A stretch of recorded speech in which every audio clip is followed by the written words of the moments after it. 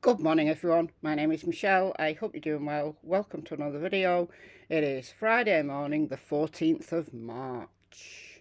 We're going to talk about the Sebastian Rogers case today. It's been a few days since I talked about Sebastian, and it's been quite a while since I talked about the epic trolls that are the AtNight private lack of intelligence agency. So go on, I'll bite. Let's talk about it.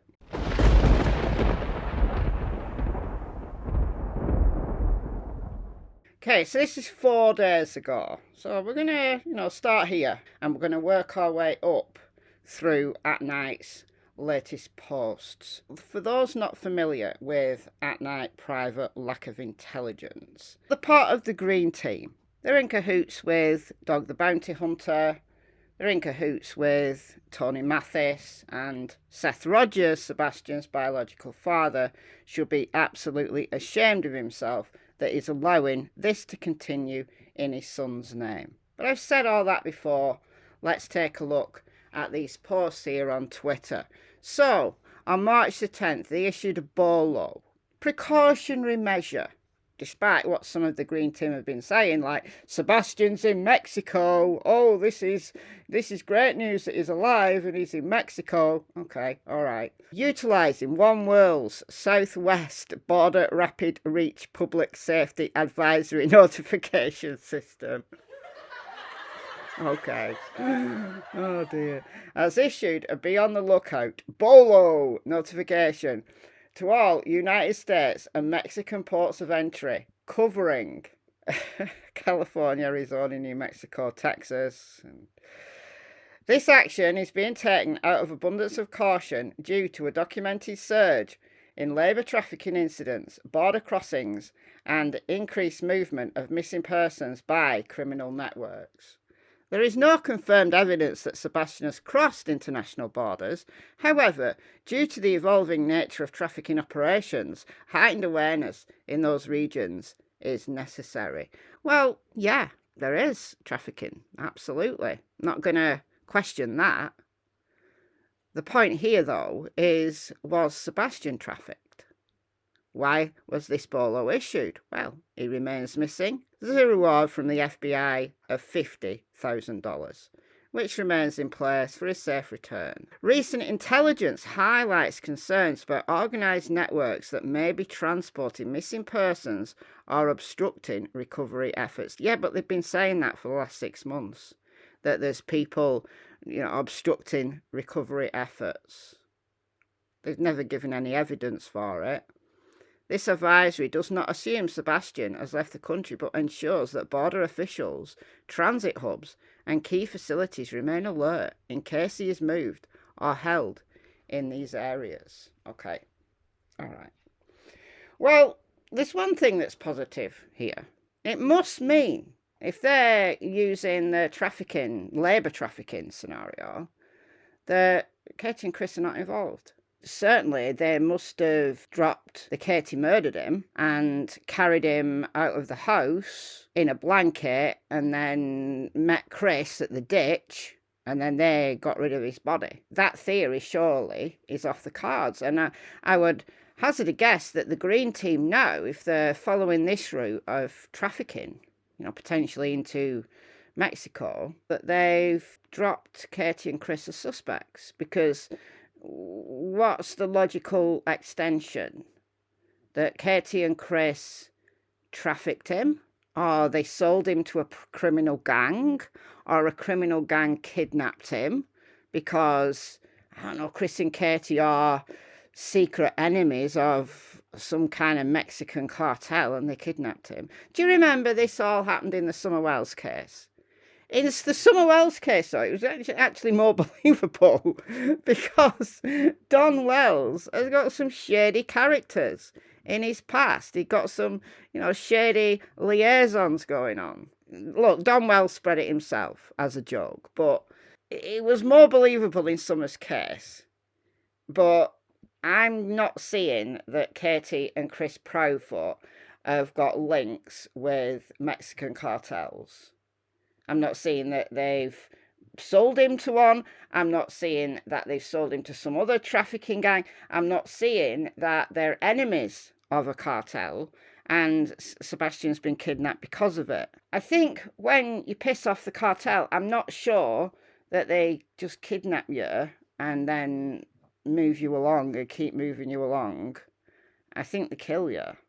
I don't know, just expecting that might be the case. But I do think that if they're going down this route, and look, it's fine to have various theories, but there's no evidence to support that Sebastian was kidnapped, that Sebastian is in the hands of a criminal gang, that Katie and Chris are involved in any way with criminal gangs in Mexico. But I think it must mean that they've now cleared Katie and Chris for all of those reasons. So we've now got March the 11th. The search for Sebastian Wainwright Rogers remains active and ongoing. All right, okay. Updated poster released. We have updated Sebastian's missing poster to reflect the latest intelligence. You see, they're saying that this is all intelligence, that they're gathering intelligence. But how many places has Sebastian supposedly been? You know, we got Mississippi, we got Virginia, we've got North Carolina, we've got Alaska, and now we've got Mexico. So Sebastian must be the most well-travelled missing person in the history of missing persons. It's like from coast to coast. East to west. Oh, Oregon was another one. So we've got east to west. We've got north to south. He's covered every single... Come on now. Look, if you believe in this crap, you really must have some kind of, I don't know, challenge in your life. Clarification on his health status. While he has high-functioning autism and a rare chromosomal syndrome, there's no evidence he requires life-saving medication or faces immediate harm without it. His condition may impact long-term care needs, but does not prevent him from returning home unassisted. Well, that's not what TBI have got on their Amber Alert, but obviously these guys know better.